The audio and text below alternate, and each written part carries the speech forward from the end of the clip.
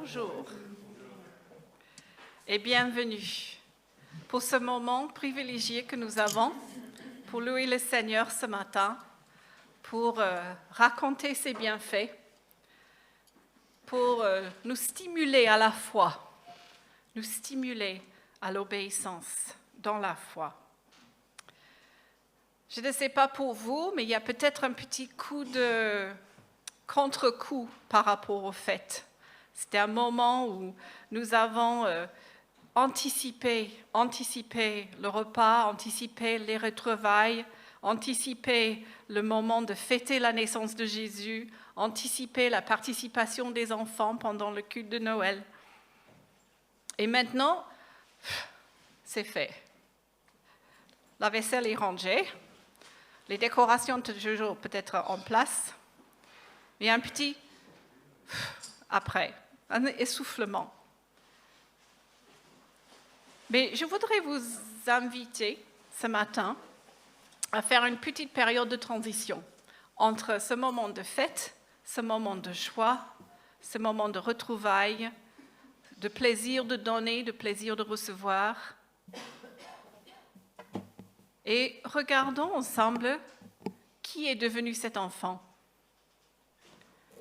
Il n'y aura aucun verset biblique pendant cette première partie du culte, mais tout est dans les chants.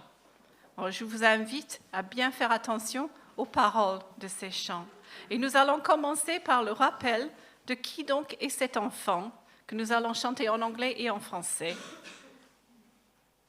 L'auteur William Chatterton Dix du 19e siècle s'était converti lors d'une grave maladie. Et ce cantique de Noël est bien connu par la suite et bien aimé. C'est une invitation à regarder plus loin que l'image de la crèche à Noël. Qui est cet enfant pour vous? Qui donc est cet enfant? Nous allons chanter en français, en anglais, en français, en anglais. We're going to sing this in French and in English this morning, 2 verses each. So I invite you to stand. Je vous invite à vous lever pour chanter qui donc est cet enfant? The Green Sleeves Melody.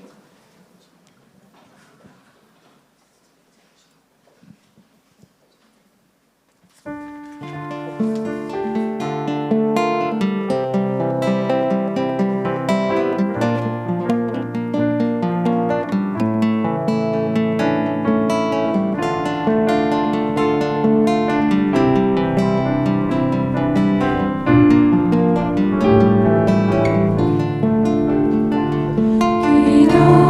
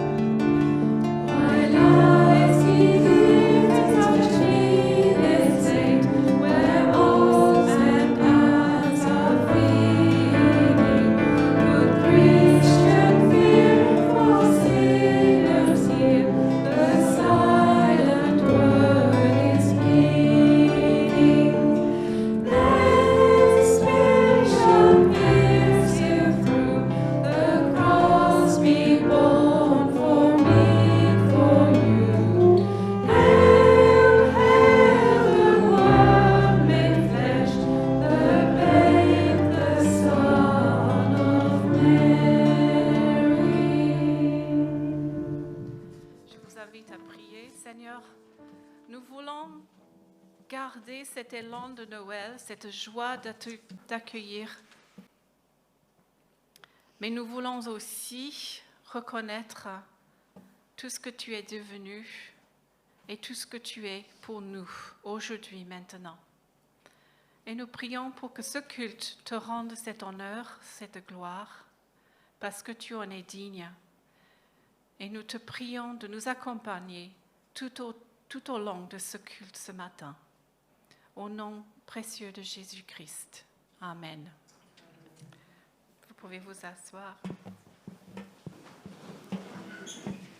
Nous sommes rassemblés aujourd'hui, ce dimanche matin, parce que nous croyons que Jésus est devenu homme. Nous croyons qu'il a eu un ministère de 3 ans pour instaurer le royaume de Dieu sur terre. Nous croyons qu'il est mort pour nos péchés et ressuscité le 3e jour. Nous croyons qu'il est monté au ciel et nous a envoyé son Esprit Saint qui fait qu'il sera toujours avec nous, comme il a promis. Ce bébé dont l'arrivée sur terre nous avons fêté il y a quelques jours est ici, avec nous. Et nous voulons chanter gloire à cet enfant, à celui qui est devenu Jésus, notre Sauveur et notre Seigneur. Et nous voulons chanter gloire, alléluia, honneur, à notre grand Dieu qui a tout prévu en lui. Je vous invite à vous lever pour gloire, gloire, gloire.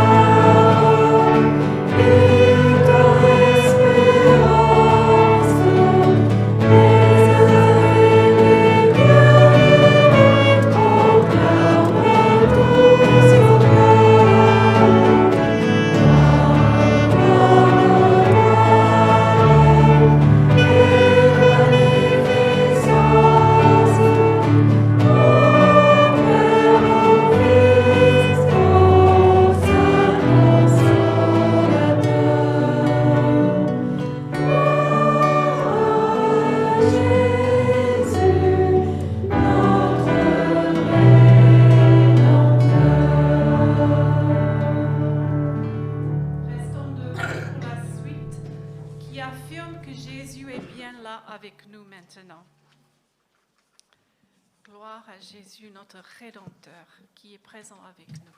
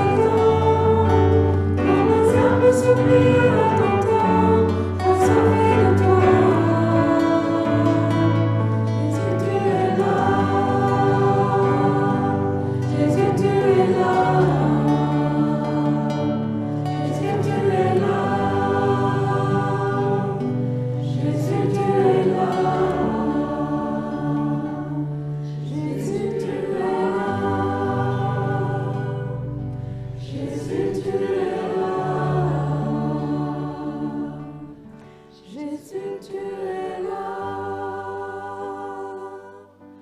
Jésus, tu es là.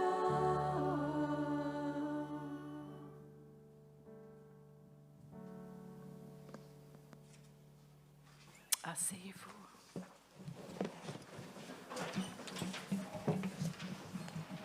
Pour une histoire américaine. Marc et Suzanne étaient mariés depuis quelques années lorsque soudain, elle a commencé à perdre la vue. Elle est devenue très déprimée et a sombré dans un profond découragement. Mais Marc lui a dit, « Écoute, chérie, je vais rester avec toi et je vais t'aider à apprendre à faire ton travail même en étant aveugle. » Et donc, ils ont travaillé dur. Il l'accompagnait tous les jours au bureau, lui montrait comment faire son travail avec l'aide de ses collègues à elle. Et puis, il partait pour son travail dans la base militaire. Un jour, il s'est tourné vers elle et il lui a dit, « Écoute, Suzanne, je suis désolée, mais j'arrive trop tard au travail. Tu vas devoir te rendre à ton travail toute seule. » Oh, elle était paniquée. « Je ne peux pas prendre le bus, marcher dans la rue, monter les escaliers, entrer dans les meubles et faire mon travail toute seule. » Il a répondu, « Non, chérie, je vais rester avec toi et je vais t'apprendre. » C'est ce qu'ils ont fait pendant quelques semaines. Puis il a fini par dire, « Bon, je pense que tu le sais assez bien, je dois aller au travail plus tôt. » Le lundi est arrivé. Elle est montée dans le bus, a fait le tour du pâté de maison, a monté l'escalier, sans problème. Mardi, mercredi, jeudi, tout se passe à merveille. Vendredi, alors qu'elle monte dans le bus, le chauffeur lui dit « Vous savez, vous avez vraiment de la chance. » Elle lui répond « Arrêtez, je suis aveugle. » Il poursuit « Mais oui, madame, mais chaque jour de cette semaine, alors que vous descendiez du bus, un homme en uniforme militaire se tient au coin de la rue et ne vous quitte pas des yeux. Quand vous marchiez sur le trottoir, il vous observe attentivement. Quand vous montez sur l'escalier, il vous regarde attentivement comme un faucon. Et quand vous montez les escaliers pour aller dans le bureau, dans les bâtiments, et que vous entrez, dès que la porte se referme, il se tient debout, il vous salue, il envoie un baiser et il s'en va. Soudain, Suzanne a compris. « Ah, c'est mon mari. Il veille sur moi. Il veille sur moi inlassablement depuis tout ce temps. Je ne suis pas seule. Il veille sur moi. » Et c'est exactement ce que Dieu fait d'une manière encore plus profonde. Il nous appelle à faire cela l'un avec l'autre, les uns avec les autres, nous protéger mutuellement, nous concentrer, nous veiller les uns sur les autres, nous écouter l'un et l'autre, nous construire l'un et l'autre, nous encourager l'un et l'autre.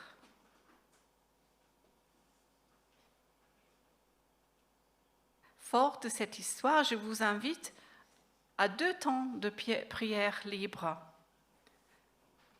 Le premier, ce serait dans l'optique de « puisque Dieu est avec nous, que voudrions-nous lui dire ?» Et nous allons commencer par chanter « Alléluia, louer l'Éternel » avant de passer un moment dans la prière libre. Et puis un deuxième temps que je vais vous indiquer tout à l'heure. Donc je vous invite déjà, vous lever pour chanter Alléluia, louer l'Éternel. En pensant, puisqu'il est avec nous, que voudrions-nous lui dire?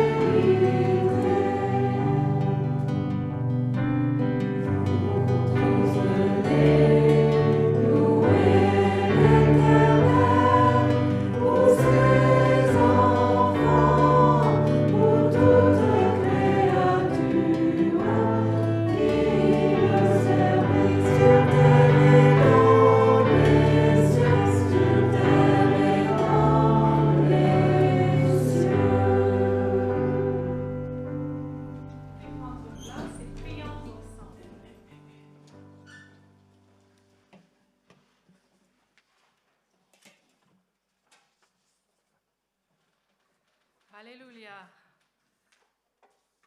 Louons l'Éternel ensemble, car il est bon, car sa miséricorde dure à toujours. Dure à toujours.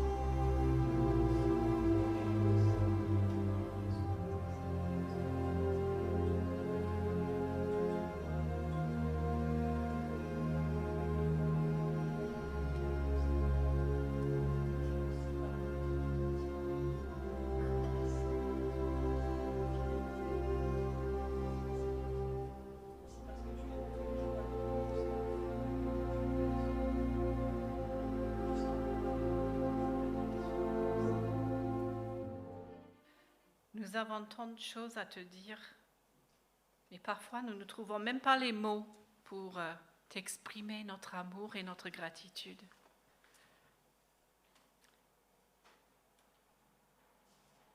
Mais nous sommes précieux à tes yeux et tu insistes à ce que nous le sachions. Tu veux absolument que nous croyions que tu nous aimes entièrement, pleinement, éternellement. Donc notre prière pour cette année à venir, c'est que nous grandissions dans la sagesse, dans cette connaissance, dans cette réalisation de ton amour pour nous, du fait que tu veilles sur nous constamment, afin que nous puissions grandir aussi en obéissance. et de voir avec toi grandir le royaume de Dieu sur terre. Que nous puissions chercher à vivre en paix les uns avec les autres, de faire notre part pour encourager les autres à regarder vers toi et à découvrir le salut en Jésus. Aide-nous, Seigneur. Cher Saint-Esprit, aide-nous. Amen. Que tout soit un, c'est une prière, c'est un chant aussi. Ce n'est pas toujours évident pour nous. C'est le désir de notre cœur, mais comment le mettre en pratique? Peut-être nous allons découvrir quelque chose qui va nous aider en le chantant ensemble. Que tout soit un. Je vous invite à vous lever.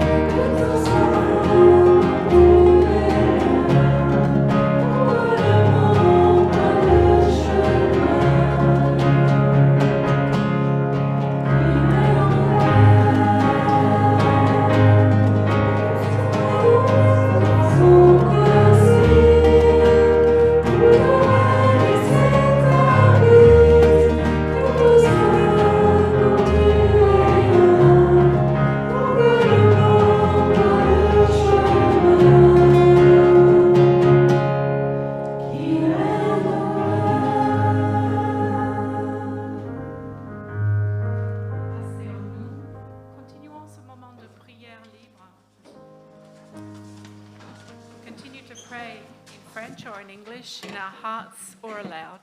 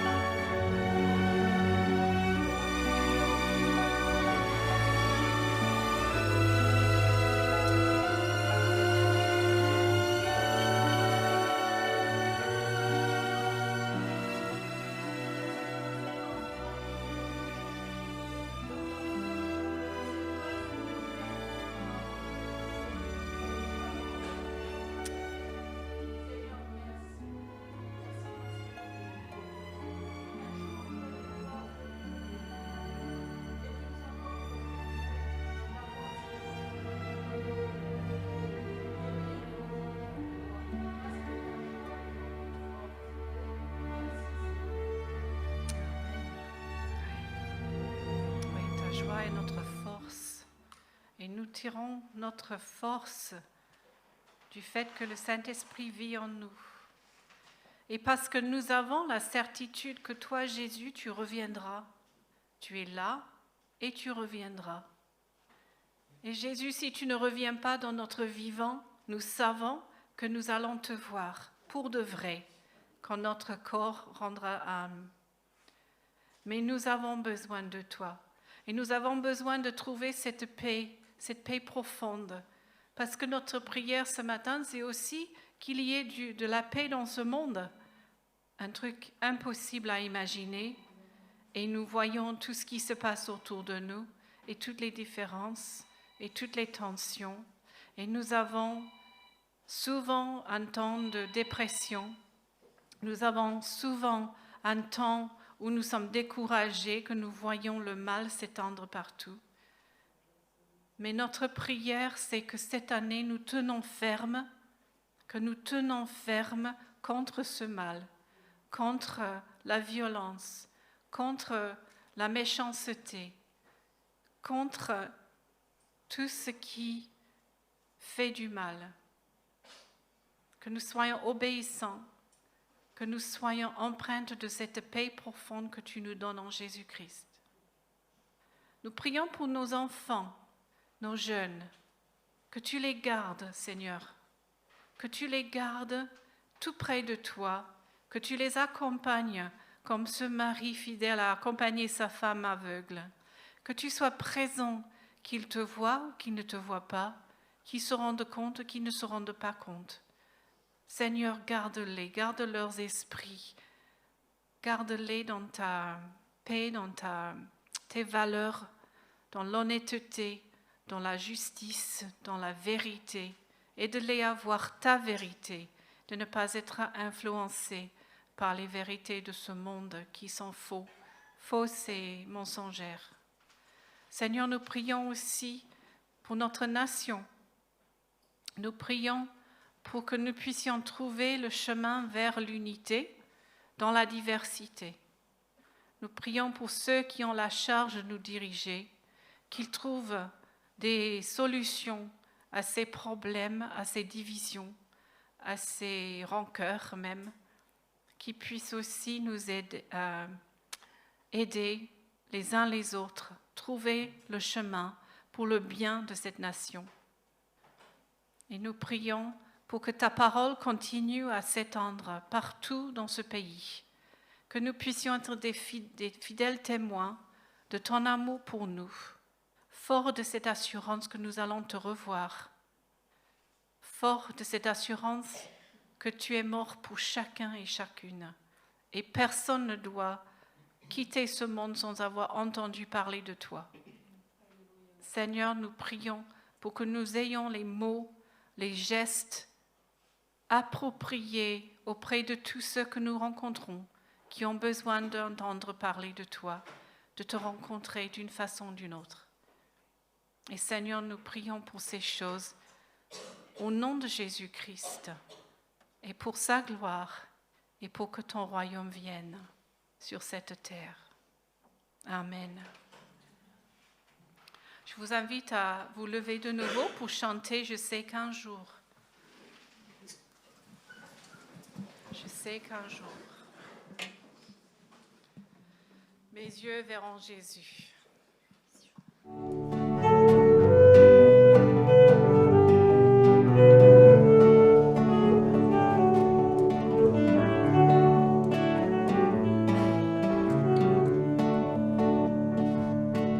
C'est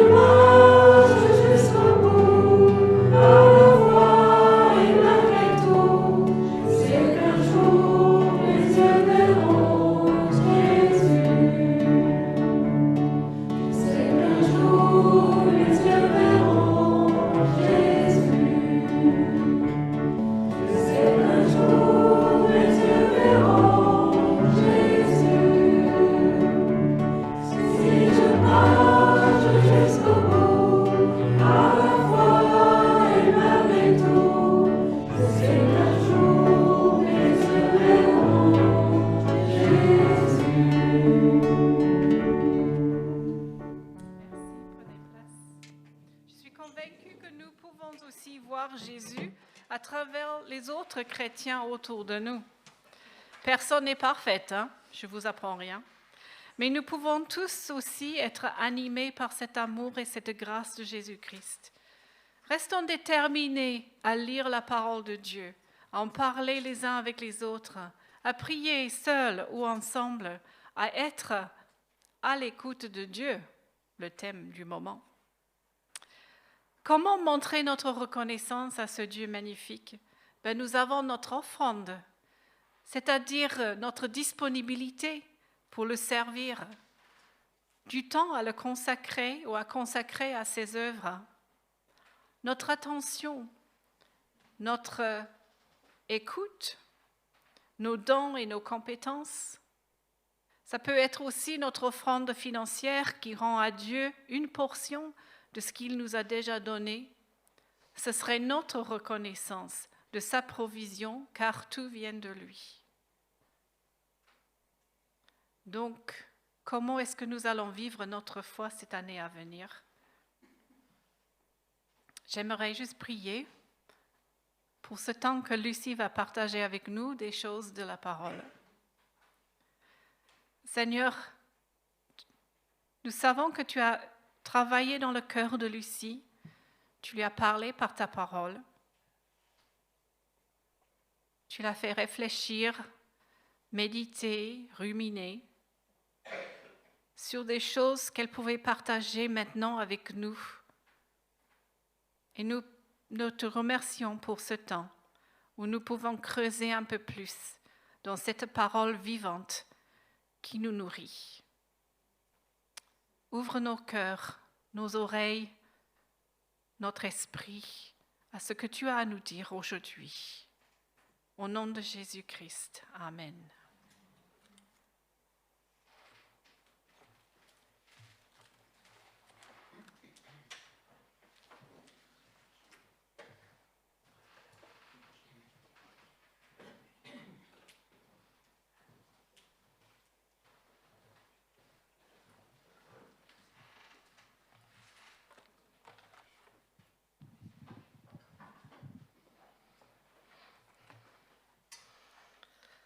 Bonjour à toutes et à tous. C'est le dernier dimanche de l'année. C'est le dernier message de l'année. Qu'est-ce qui vous préoccupe en ce moment? Revendre les cadeaux? Réclamer pour les jouets qui ne fonctionnent pas? Votre taux de glycémie ou votre poids? Ou encore, vite, il faut envoyer les dernières cartes de vœux? Ah, ces vœux. Dans 3 jours, ça y est. Et pendant 31 jours, on va souhaiter à tout le monde bonne année. Et comment allons-nous formuler ce qui suit? Bonne année, bonne santé, c'est un classique. Il y a aussi ceux qui manquent d'inspiration. Bonne année et tout ce que ton cœur souhaite. Dangereux. Qui sait ce que l'autre en face souhaite, ou même nous souhaite? Une année, quelqu'un m'a juste souhaité beaucoup d'argent. Et cette personne disait, avec cela, tu pourras acheter tout ce que ton cœur désire. Bon, la personne n'a pas vraiment cherché à savoir ce qui serait pour moi désirable. Et puis, depuis quand peut-on tout acheter avec l'argent? La santé, malgré les meilleurs traitements qu'on peut se payer, la médecine ne peut pas encore tout guérir. J'ai trouvé une liste de ce qu'on peut et de ce qu'on ne peut pas acheter avec l'argent. On peut acheter un lit, mais pas un bon sommeil. Acheter des livres, mais pas l'intelligence. Acheter une horloge, mais pas le temps. Avec de l'argent, on peut s'acheter de la nourriture, mais pas l'appétit. On peut acheter des produits de beauté, mais pas la beauté. On peut acheter une maison, mais pas un foyer. On peut s'acheter une position, mais pas le respect. Avec de l'argent, on peut même se procurer du sang, mais pas la vie. Avec de l'argent, on peut acheter du sexe, mais pas l'amour. On peut acheter une assurance, mais pas la sécurité. on peut acheter des objets d'art, mais pas la culture. L'argent nous procure l'amusement, mais pas le bonheur. Avec de l'argent, on peut obtenir un passeport pour aller n'importe où, sauf au ciel. Et puis avec de l'argent, on peut s'acheter une croix, mais pas un sauveur. Et d'ailleurs, même si on avait tout l'argent du monde, saurions-nous acheter ce qui est vraiment bon pour nous? Je termine là ma réflexion sur le bon vœu entendu un jour au Nouvel An. Je te souhaite beaucoup d'argent. Ah, les vœux. Qu'est-ce qu'on va dire cette année? Qu'est-ce qu'on va trouver comme originalité? Eh bien, tant pis, je ne vous donne pas la solution à cette question-là. Ce matin, je voudrais plutôt regarder à ce que nous pouvons souhaiter déjà pour nous-mêmes.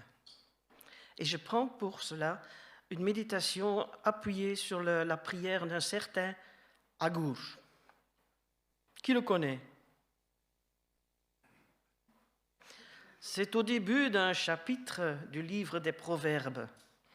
Son nom, Agur, ou Agur selon les traductions, signifie le rassembleur ou le collectionneur.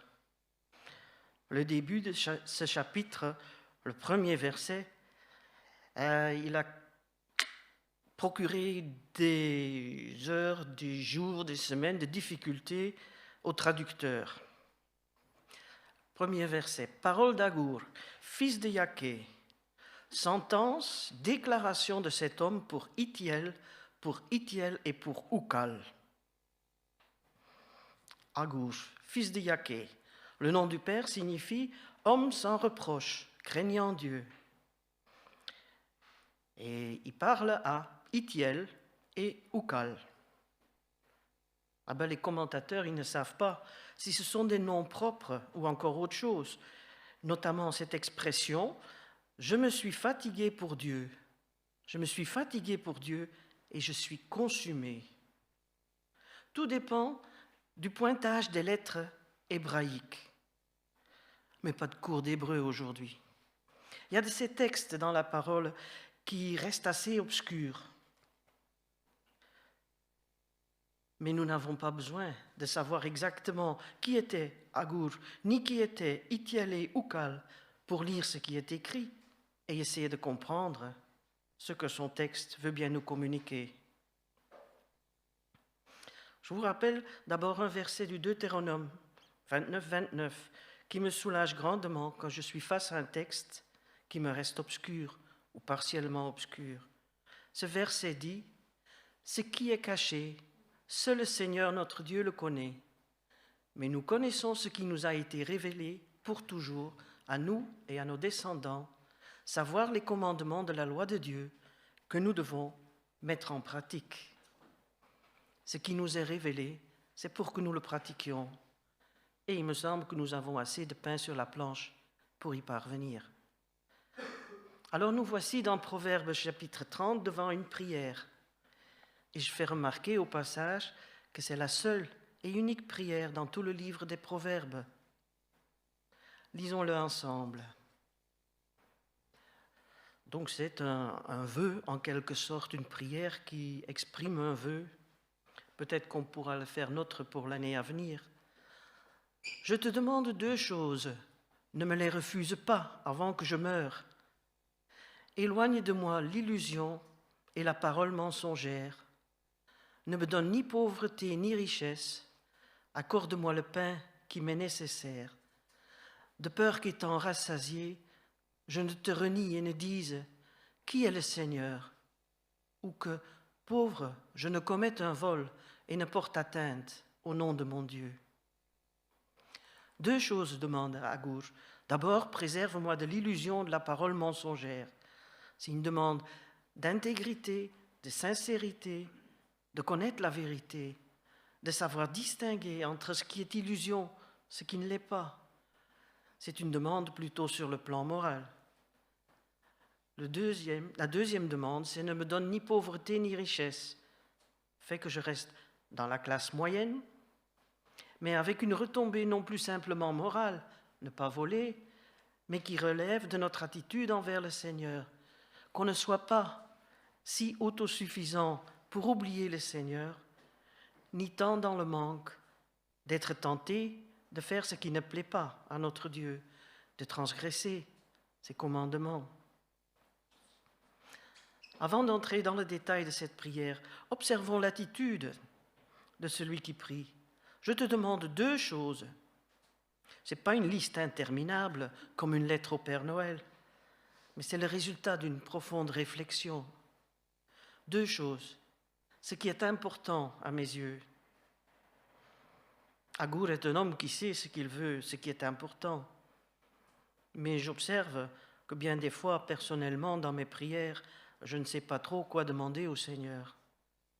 Je ne sais pas ce qui serait réellement bon pour moi. Alors il vaut mieux peut-être d'abord demander de la sagesse. Peut-être il y a ici un principe, définis tes priorités. Peut-être justement avec ce début d'année, que nos prières soient moins vagues et générales, ou au contraire trop axées sur le détail, savoir ce qu'on veut réellement, ce qui est le plus important. Autre point remarquable dans ce début de prière, c'est l'urgence. Ne me les refuse pas avant que je meure. Comment comprendre? Agur est-il âgé, souffrant? On l'ignore. Mais contrairement à beaucoup de personnes autour de nous, Agur vivait avec la réalité d'une vie qui peut s'arrêter aujourd'hui, demain ou plus tard, et que c'est de son vivant qu'il faut qu'on soit en règle avec le Seigneur. Ne fût-ce que sur un plan très pratique, il faut prendre les bonnes décisions avant que c'est trop tard, et il faut les réaliser. Mon père a eu son AVC la veille du rendez-vous chez le notaire pour signer son testament. Malgré toutes les bonnes intentions de mon père, la fratrie s'est trouvée devant des situations bien difficiles. Juste parce que mon père n'avait pas eu le réflexe d'agir plus tôt, avant que la mort ne le surprenne. Là, je vous parle de ce qui est matériel et financier, mais le spirituel est d'autant plus important. Donc Agur demande « Donne-moi cela avant que je ne meure ». Et le contenu de sa prière est d'abord moral. « Éloigne-moi de l'illusion et de la parole mensongère ». L'illusion, autrement, fait que je puisse faire la distinction entre ce qui est prioritaire, essentiel, ou simplement un rêve inaccessible, entre les chimères et la vérité. Et j'ajouterai, entre les fausses et les bonnes doctrines. Puis éloigne de moi la parole mensongère, de nouveau cette distinction entre ce qui est vrai et faux, juste ou pas correct, cette volonté à vouloir dire vrai, dire la vérité, alors que le mensonge colle à notre peau. Le mensonge ou encore la tendance à ne pas dire toute la vérité, vivre à moitié caché.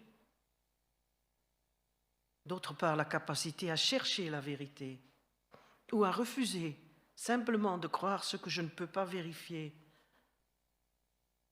J'ai entendu dire, l'as-tu vérifié? Pourquoi tu le racontes sans savoir si c'est vrai? Et puis, même le meilleur des chrétiens peut vous raconter un mensonge, soit parce qu'il n'a pas cherché à vérifier la véracité, soit parce qu'il a quelque chose à cacher. Éloigne de moi l'illusion et la parole mensongère. Pas sûr qu'on y arrive tout seul. Mieux vaut prier. Toi, Jésus, qui dis que tu es le chemin, la vérité et la vie, guide-moi dans toute ta vérité. Toi, éloigne de moi l'illusion et la parole mensongère. Passons à la deuxième demande. Ne me donne ni pauvreté ni richesse. Accorde-moi le pain qui m'est nécessaire. La Bible parle souvent de l'argent. C'est en concurrence avec Dieu. Les proverbes nous préviennent. Proverbe 11, 28. Celui qui met sa confiance dans les richesses tombe. Les justes s'épanouissent comme le feuillage. J'ajoute 2 citations. Une première de Clément d'Alexandrie, un théologien chrétien né dans le IIe siècle. Il écrit La richesse est comme une vipère, une bête inoffensive lorsqu'on sait comment le manipuler. Mais celui qui ne sait pas comment il faut le manipuler, il aura la malheureuse expérience que la vipère va s'enrouler autour de son bras et lui mordre la main. Et plus proche de nous, Billy Graham, le grand évangéliste américain du siècle passé, il a écrit « Si une personne parvient à clarifier son attitude à l'égard de l'argent, cela l'aidera à redresser presque tous les autres domaines de sa vie. » À nous d'y réfléchir. Retournons à ce texte biblique. Nous sommes tous d'accord pour la première partie. Qui voudrait de la pauvreté? Sommes-nous d'accord pour la deuxième partie? C'est tellement à contre-courant de ne pas vouloir s'enrichir. Enfin, plus pour tout le monde. Il y a d'un côté les demandes de toujours plus de pouvoir d'argent, des revendications. Certaines sont justifiées. Je pense aux agriculteurs. Mais depuis quelque temps, on entend aussi des voix qui traduisent ce que les uns appellent austérité, traduit en sobriété, un changement de mode de vie, ne plus vouloir toujours plus, toujours quelque chose de nouveau, mais une démarche minimaliste, ne pas accumuler. Et l'idée de la durabilité, tant que ça marche, je le garde, je le fais réparer. Et pourquoi acheter 3 pulls de plus alors que j'ai du mal à fermer mon placard? Définir la pauvreté, je pense qu'on tomberait vite d'accord. C'est de ne pas avoir le nécessaire. Mais quelle est la définition d'être riche? Écoutons Agour. Être riche, c'est être rassasié, avoir plus qu'assez, être autosuffisant, ne pas avoir besoin de Dieu pour vivre sur le plan matériel. Avec un risque important, verset 9, de peur qu'étant rassasié, je te renie et ne dise qui est le Seigneur. Être pauvre, par contre, ne pas avoir le pain nécessaire, être dans le besoin à un tel point qu'il y ait un autre risque, ou que pauvre je ne commette un vol, une transgression. Le pauvre et le riche, finalement, courent le même danger, et que je ne porte atteinte au nom de mon Dieu. Le riche renie le Seigneur, il ne l'honore pas comme il se doit. Le pauvre transgresse la loi du Seigneur et fait croire que Dieu n'est pas celui qu'il dit qu'il est, celui qui prend bien soin des siens. Les deux portent atteinte au nom de Dieu. Que demande Agour alors? Accorde-moi le pain qui m'est nécessaire. Et là, je pense à cette autre prière. Donne-nous aujourd'hui notre pain pour ce jour. Et plusieurs éléments de cette prière d'Agour me font penser au Notre Père, des parallèles. Par exemple, dans le Notre Père, les premières demandes concernent Dieu lui-même. Que ton nom soit sanctifié, ou que ton nom soit reconnu pour sacré. Exactement le problème de celui qui est riche, il ne reconnaît plus le Seigneur. Ou cette autre demande, ne nous fais pas entrer dans l'épreuve. Le problème du pauvre, être tenté à transgresser la loi. Le problème du riche, oublier qu'il dépend de Dieu. Et cette autre demande d'Agour, d'éloigner de lui l'illusion et la parole mensongère, cela pourrait s'apparenter à une confession, voire une demande de pardon. Agour reconnaît ses fautes, il reconnaît avoir dit des paroles mensongères, d'avoir couru après des chimères, d'avoir vécu bercé par ses illusions, de ne pas avoir toujours cherché la vérité. On peut y voir un parallèle avec « Pardonne-nous nos péchés ». Les vœux d'Agour qu'il exprime dans sa prière ont pour objectif que sa vie puisse glorifier le Seigneur. C'est sa priorité. Et pour cela, il demande finalement « Donne-moi, Seigneur, avant que je ne meure, d'être vrai devant toi, entièrement, et d'obtenir le juste équilibre en toutes choses. » Et si on veut donc appliquer cette prière, ces vœux d'Agour à notre vie, il nous serait peut-être profitable de quitter quelques instants l'aspect matériel, financier, pour regarder ce qu'un bon équilibre pourrait être dans notre vie. Considérez votre vie, un domaine où vous n'êtes pas au top en vous-même. Et cela a des répercussions sur vos relations avec les autres. Peut-être avez-vous tendance à vous fâcher trop facilement ou à vous comparer aux autres, ou vous manquez d'estime de vous-même, ou vous avez peur de la confrontation. Prenons l'exemple de celui qui a la tendance à se fâcher facilement. Quel est le comportement à l'autre extrême? La passivité, le laisser-aller. Et considérez alors les résultats. Si vous êtes plutôt lâche, vous allez laisser passer des situations d'injustice sans dire un mot. Vous déshonorez Dieu qui vous demande d'aider le faible, de poursuivre la justice.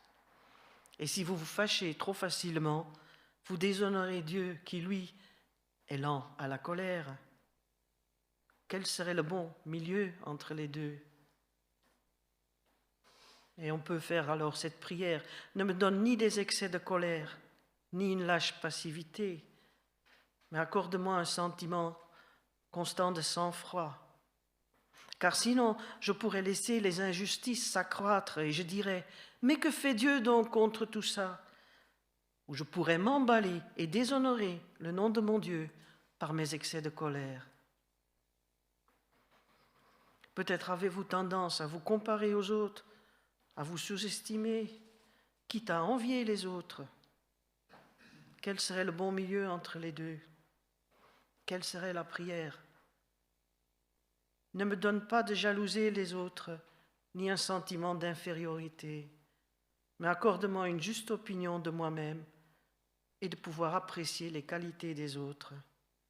Sinon, je pourrais oublier ma valeur en tant qu'enfant de Dieu et dire « Même Dieu ne peut pas m'aimer ».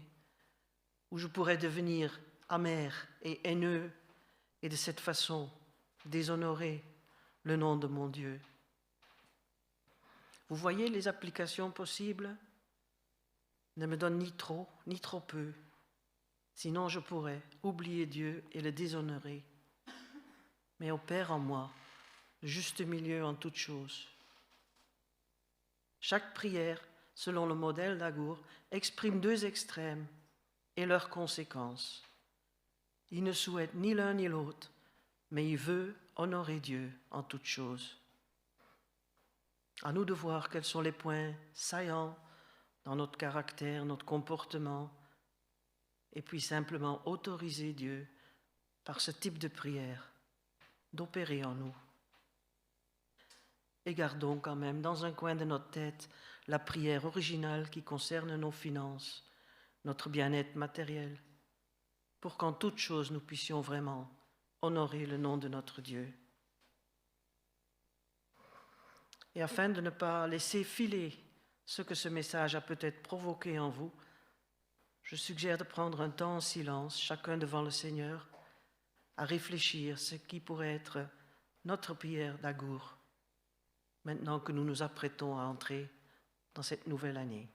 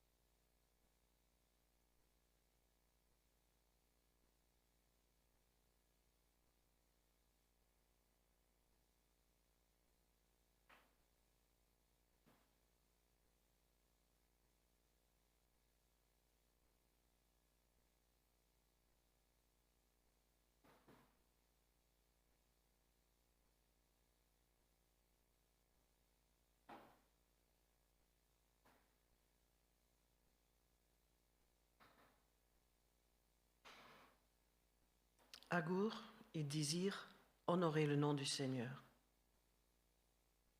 Que voulons-nous dans cette nouvelle année qui va commencer? Quel est notre vœu, notre désir? Que ce soit de glorifier et d'honorer le nom du Seigneur. C'est ce que nous allons chanter.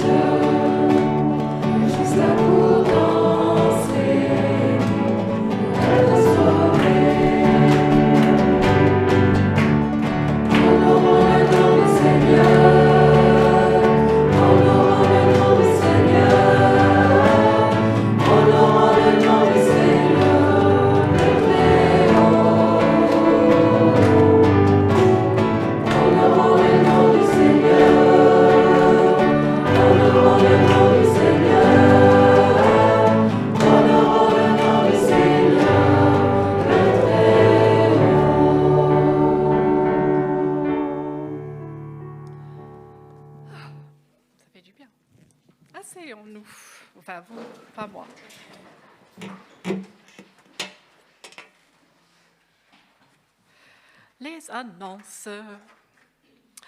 Bon. Le 1er janvier, c'est le premier jour de la nouvelle année. Voilà, amusez-vous bien. Samedi 4 janvier, il y aura la répétition, probablement à 14h, pour le culte du dimanche qui suit, donc qui aura lieu à 10h, comme d'habitude. L'année prochaine, il y a un repas fraternel le 19 janvier et une réunion d'église dans l'après-midi. Donc, on peut prévoir notre participation. Et puis, le 2 février aura lieu l'Assemblée générale ordinaire. Donc, venez nombreux. Alors, qui est-ce qui change de domicile dans les mois à venir? 2 personnes. D'accord. On espère. Va ça avancer alors. Qui est-ce qui change de boulot pour l'année prochaine? Peut-être, oui. Qui est-ce qui change d'école? C'est au milieu de l'année scolaire, c'est rare, mais il peut y avoir. Qui est-ce qui change de statut? Célibataire, retraité, grand-mère, grand-père, oncle, tante. Personne? Oh, il n'y a pas grand-chose qui se passe cette année qui vient. Qui est-ce qui va gagner des millions? Juste pour reprendre le thème. Non. Qui est-ce qui sera satisfait de tout ce que le Seigneur fait pour nous? Ouais. OK.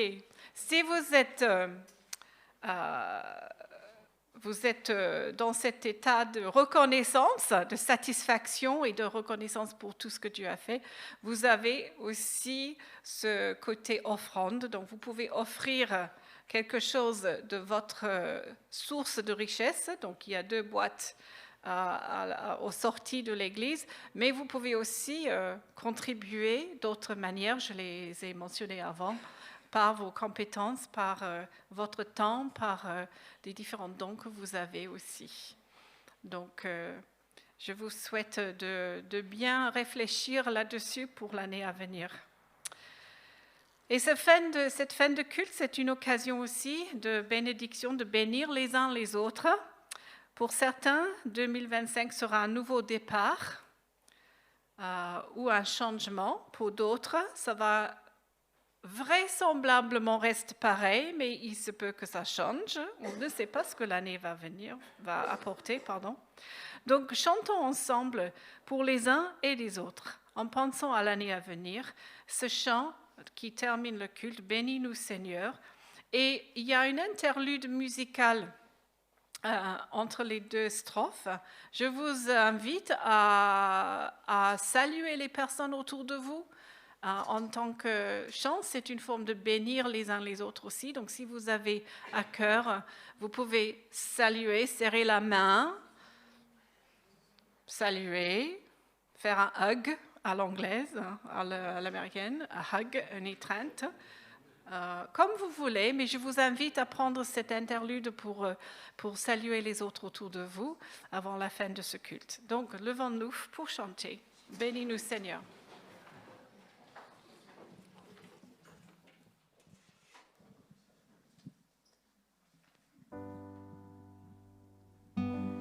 Bénis-nous